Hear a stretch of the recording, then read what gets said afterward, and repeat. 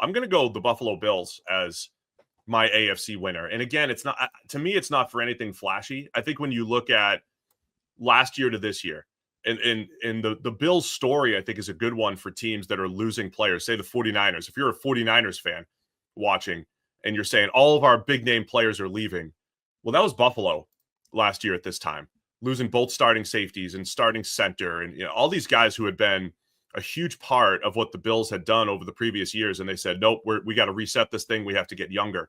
And so I think what I like a lot about what Buffalo did is the re-signing and extending of their own. And they rejigged Josh Allen's contract.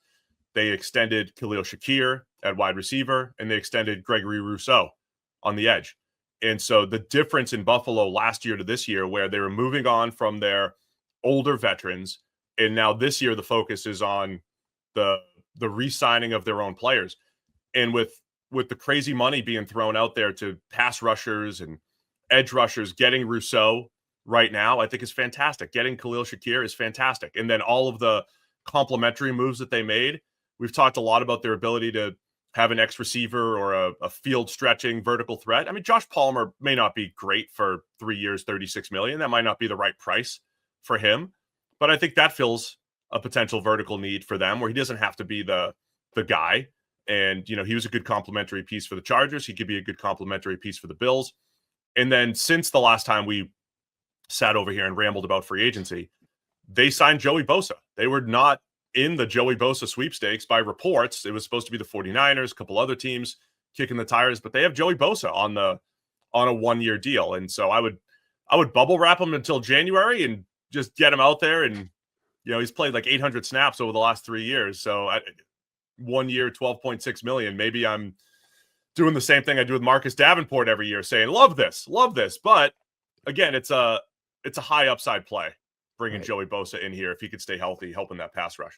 Yeah, and they added Larry Ogunjobi as well since we were last talking. So, yeah, they definitely made some moves. The Bosa thing is interesting. It is reasonable money if you get anything out of him, but I think that is a fairly significant risk at this point in his career. But it is similar to I think you're right. It's like the Von Miller deal, right? It's like if you can just be around and healthy for the playoffs, that would be enough, right? Genuinely. I honestly wonder in this world now of these teams that can almost guarantee, playoff spots before the season, the teams that we expect or know will probably be contenders. If there's a world where they do start managing injury risk like the NBA, where it's like we don't need you for this stretch, right? You can just get healthy, rest up, you get in the recovery room, do all those kinds of things. We'll see you again in January. That's when we need you to be cooking, maybe a week 18 game just to get you knock the rust off. But we need you cooking in playoff football. We haven't seen that yet. I do kind of wonder, though, if we're going to approach this world with some of these guys that are clearly really good, but have had a history of injuries, need some recovery time, maybe just need a time to reset and get healthy. And Bosa would be a perfect candidate for that. Yeah. In the other part, because I think it's a great point, Sam. And I think the NBA also talks about, and I remember having these conversations with the late Dr. Eager, still alive with the Panthers. But NBA teams study the regular season versus the playoffs. And they study, and Sloan Analytics panels and stuff have talked about this. Your regular season team and strategy is different than your playoff strategy. I remember talking to Eric about that and thinking, trying to brainstorm, is that possible in the NFL? And I don't know that it is, because it's such a small sample size. And right. As I keep saying, if you go back, let's study the Super Bowl winners, it's all right, just have Patrick Mahomes or have Tom Brady and you're going to win 70% of the Super Bowls. But I do wonder if the load management thing is a thing. And then I look at the Bills, and we talk a lot about free agent strategy, and it's just tick the boxes of your starters. Make sure you have starters so you go into the draft. This is going to feel like a really good offseason for the Bills, because they've got the Joey Bosas and Josh Palmers and Larry Ogunjobis of the world, Michael Hoyt in there as well. And as much as I don't love dropping him into coverage all the time, I know he's in the 260s now, not 300, but it does bring some versatility up front. You've got to assume Buffalo will do that less than the Rams did, random plays where Michael Hoyt is covering a slot receiver 40 yards downfield. Probably going to do that less than the Rams, but he can be an effective rotational pass rusher, right? And so They have Rousseau and Bosa. AJ Epenesa's back. Hoyt, that's 4 deep on the edge. Javon Solomon, last year's draft pick. That's 5 deep of guys that I think can somewhat effectively get after the quarterback. Daquan Jones, Ed Oliver, Larry Ogunjobi, Dwayne Carter, 4 deep at defensive tackle. I think they already have their 9-man rotation on the defensive line right now, and they have their late first-round pick and 2 seconds, right, in the 56 and 62.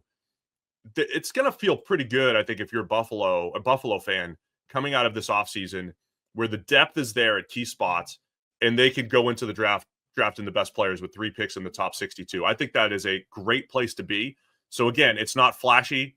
It's potentially high upside with a guy like Bosa, but it's the ability to go into the draft, and they could draft another defensive lineman with one of those 3 picks. They could draft some offensive line depth. They can draft the best playmaker available, whatever it might be, or that starting corner. They're supposed to be close with Asante Samuel potentially as well.